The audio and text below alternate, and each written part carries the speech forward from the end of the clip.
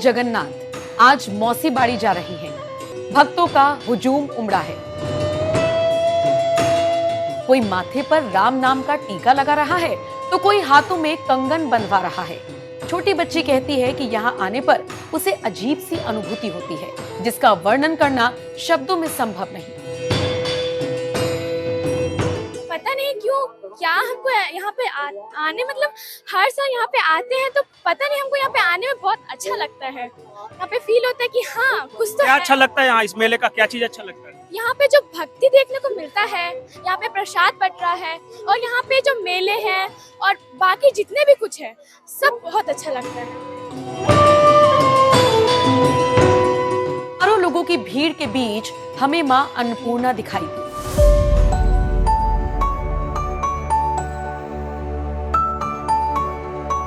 भारी भीड़, उमस भरी गर्मी और बरसात के बीच वो भक्तों को प्रसाद खिला रही हैं। जब हमने पूछा कि ये देवी कौन है और क्या कर रही है तो जवाब आप खुद सुनिए। और इनको इतनी आस्था और प्रेम है माँ भगवान जगन्नाथ के प्रति कि इनको जब आते हैं हम तो दिन भर में कभी आ जाते हैं, कभी सुबह आते हैं, कभी शाम में, कभी दिन में, तो हमेशा इनको यहाँ पर उपस्थित देखते हैं। इनको इतना प्रेम है।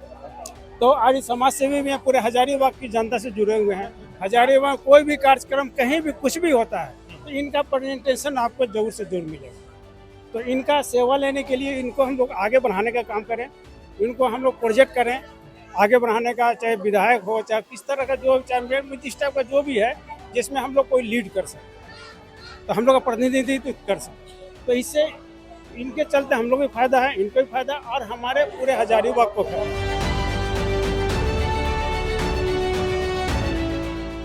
शेफाली गुप्ता सिर्फ गरीबों को खाना नहीं खिलाती, साल भर वो आम जनता की सेवा करती है। गरीब महिलाओं की मुफ्त डिलीवरी, भूखों को अनाज सहित वो कई सामाजिक कार्य करती है। काफी मशक्कत के बाद हम उन तक पहुंचने में कामयाब रहे। शहर में अगर कोई भी अच्छा काम करता है हम लोग उसके साथ में हैं। ये बहुत अच्छी बात है कि शेफाली जी बहुत ही कम दिनों में अपने सेवा से, अपने कार्य से शहर में एक पहचान बनाई है और हम तो चाहते हैं कि ईश्वर इनको शक्ति दे कि इसी तरह का कार्यक्रम करते रहे, आगे बढ़ते रहे। बहुत कम ऐसे लोग हैं जो मीडिया के कैमरे से दूर सचमुच आम जनता की सेवा कर रही हैं। इलाके के सांसद मनी जायसवाल बताते हैं कि झारखंड ट्रैक से उतर चुका है। सीएम यूरोप जाकर निवेश लाने की बात करते हैं पर खराब कानून व्यवस्था के कारण स्थानीय व्यापारी राज्य छोड़कर पलायन कर रहे हैं, अपना बिजनेस दूसरे राज्यों में शिफ्ट कर रही हैं। उनका क्या कि हम ये लाएंगे वो लाएंगे, लेकिन यहाँ पर जो लोग थे वो अपना उद्योग बंद करके बाहर जा रहे हैं। अगर मुख्यमंत्री जी जो झारखंड के ओरिजिनल झारखंडी हैं और जो झारखंड से बाहर जाकर के अपना व्यवसाय कर रहे हैं, केवल अगर उनको वापस ले आए कि वो अपना आकर के वापस झारखंड में अपना व्यापार चालू कर दें तो मैं गारंटी से कह सकता हूं कि हमको किसी विदेशी निवेश की जरूरत नहीं है। हर प्रतिष्ठित परिवार का एक बेटा आज के दिन में झारखंड छोड़ करके कहीं न कहीं पर अपनी जड़ों को जमा रहा है, वहां अपना व्यापार कर रहा है। वहां जो पैसा झारखंड में लगना चाहिए था, जो रोजगार झारखंड में उत्पन्न होना चाहिए था, वो रोजगार आज वहां उत्पन्न हो रहा है। ये मनीष जायसवाल जी थे, ये हजारीबाग के सांसद हैं भारतीय जनता पार्टी से और इनका कहना है कि सबसे बड़ा इशू तो लॉ एंड ऑर्डर का इशू है। जब तक वो नहीं रहेगा और दूसरा इशू है कि यहाँ से जो इंडस्ट्रीज पलायन कर रहे हैं वो जब तक नहीं रुकेगा तब तक इस राज्य का डेवलपमेंट नहीं हो सकता, चाहे यूरोप की कितने भी यात्रा कर लें। मनीष जी आपका बहुत बहुत शुक्रिया एनएमएफ के साथ बातचीत करने के लिए। हमारे साथ कुछ महिलाएं हैं यहाँ पे, आप लोग भी आ जाइए। शेफाली गुप्ता जी हैं ये और ये भी काफी एक्टिव हैं समाज सेवा में। अभी थोड़ी देर पहले इनको हमने महाप्रसाद वितरित करने देखा था। शेफाली जी बताइए, हम लोग बातचीत कर रहे थे झारखंड के डेवलपमेंट के, लॉ एंड ऑर्डर की, महिलाओं के लिहाज से झारखंड में आप क्या परिवर्तन चाहती हैं और कुछ तो ऐसा बदलाव होना चाहिए जिसकी वजह से, क्योंकि आप सामाजिक क्षेत्र से जुड़ी हैं, आपका क्या नजरिया है झारखंड पे, कैसे डेवलप? झारखंड तो लॉ एंड ऑर्डर पूरे तकाजे पे है। लॉ एंड ऑर्डर की कोई व्यवस्था नहीं है, खास तौर से महिलाएं तो और असुरक्षित है जी। तो और यही प्रसाद वितरण यहीं पे है, प्रसाद वितरण यहीं पे।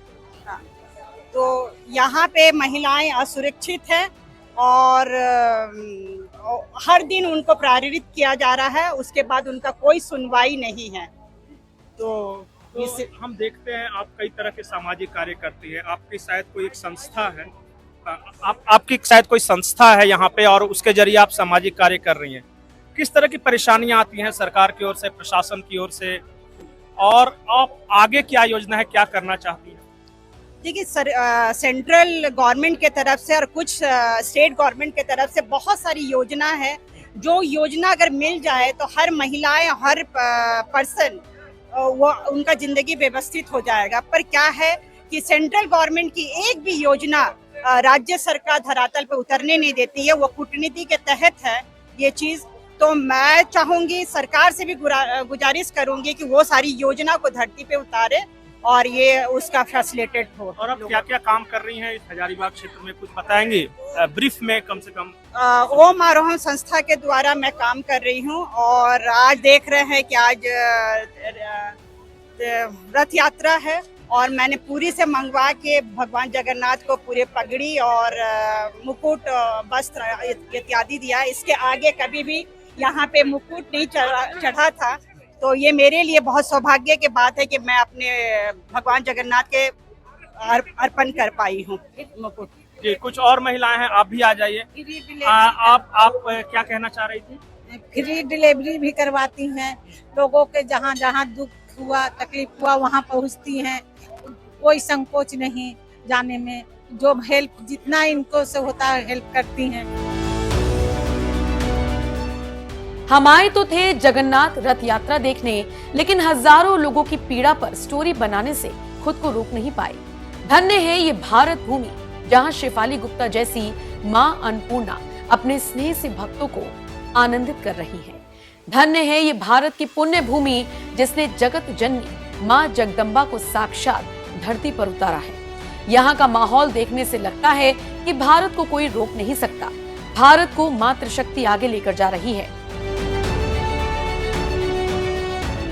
कैमरामैन हरे कृष्ण पाठक के साथ पंकज प्रसून, जगन्नाथ मेला, हजारीबाग, झारखंड।